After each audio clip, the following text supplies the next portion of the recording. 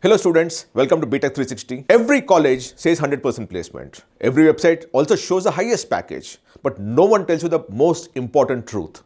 Placements don't happen college-wise. They happen branch-wise. Two students can sit in the same campus, attend the same convocation, and yet walk out with different career outcomes. Simply because they choose different branches in the same college. That's why choosing a college without understanding branch-wise placements data is one of the biggest mistakes that students make.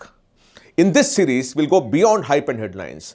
No cherry-pick salaries, no inflated averages, no marketing language. Because the right question is not whether this college is good or not. The right question should be, is this branch in this college good for me or not?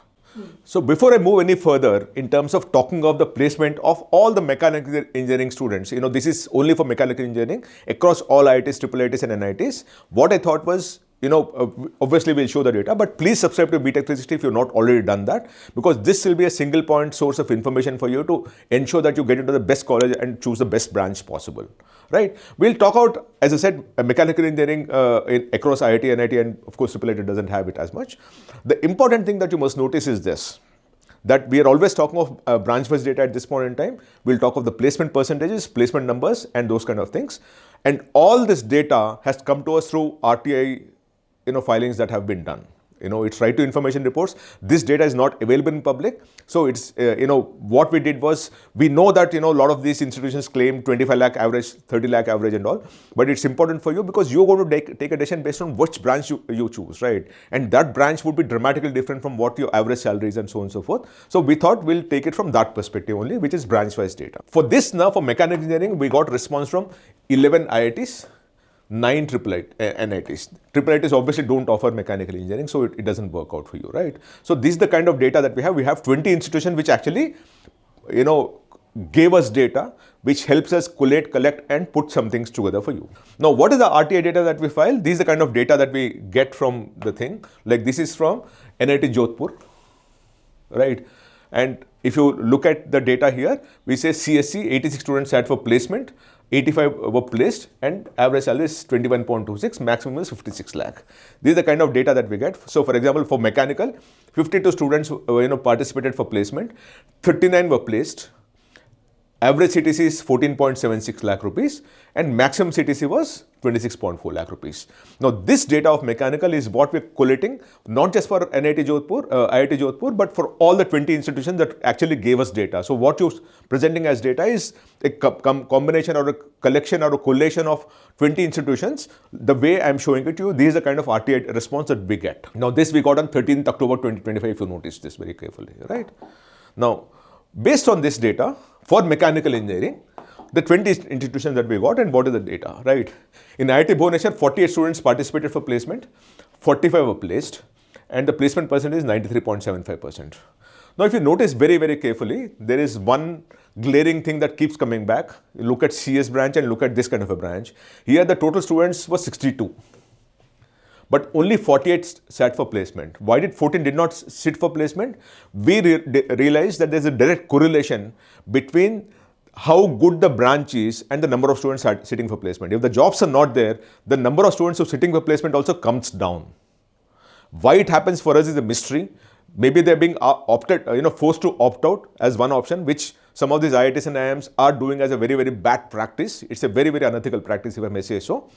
The other thing is, because the student is not getting good offer, he sits out of placement because he doesn't want to go through the process, right? So here you actually have 62, like for example, if you go back to computer sciences, there now you will actually have 90-95% students sitting for placement.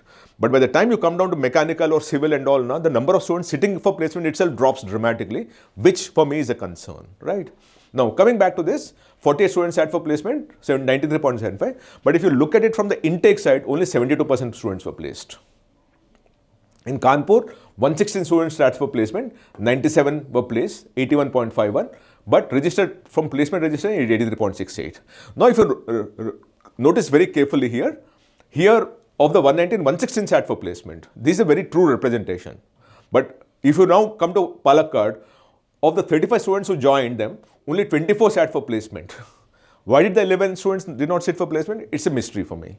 Same here, you'll actually see quite a few, like Goa, 36 students were joined, but only 24 sat for placement. In Jodhpur, 78 registered, 52 sat for placement and 39 were placed. So very clearly, and if I have to take it from in IIT Jodhpur from the number of students intake, only 50% placement happens. But the moment I remove the people who did not sit for placement or register for placement, why they did not register for placement, it's a mystery, as I keep saying. There are multiple reasons that are coming up, but everything seems to be pointing to a red flag that the lesser the placement chances, the greater the opt-outs of registration for placement. That's a very clear sign for us. But coming back to this data now, IIT Kanpur 116 sat for placement, 97 were placed, 83.62. Palakkad 24 sat for placement, 23 students were placed, 94.83. But if you take it from the approved intake, it's 65.71%. In Ropar, 59 students sat for placement, 44 were placed, 75% placement. But if you take it from the approved intake, it's 65% only. Gandhinagar, 40 students sat for placement, 36 were placed, 90% placement. Goa, 24 students sat for placement, 23 were placed, 95.83%. But if you take it from the approved intake, it's 63% only. Right. Jammu, 30 students sat for placement, 27 students were placed, 81.12. But if you take it from the approved intake, it's 67.5%. And you also have the average CTC for some of these people. Not everyone gives us all data, but whatever is there, we try to make good out of that. In IIT Kanpur, the average CTC was 20.1 lakh, Palakkad 11.82, Gandhinagar 14.06, Jammu 13.01, and Jodhpur 14.76. Right. Then we go to Bhubaneswar, where it is. Sorry. Then we go to NIT Durgapur, where 162 students sat for placement, only 123 were placed. The placement percentage is 76%. Meghalaya, 25 students sat for placement, 20 were placed, 80% placement percentage.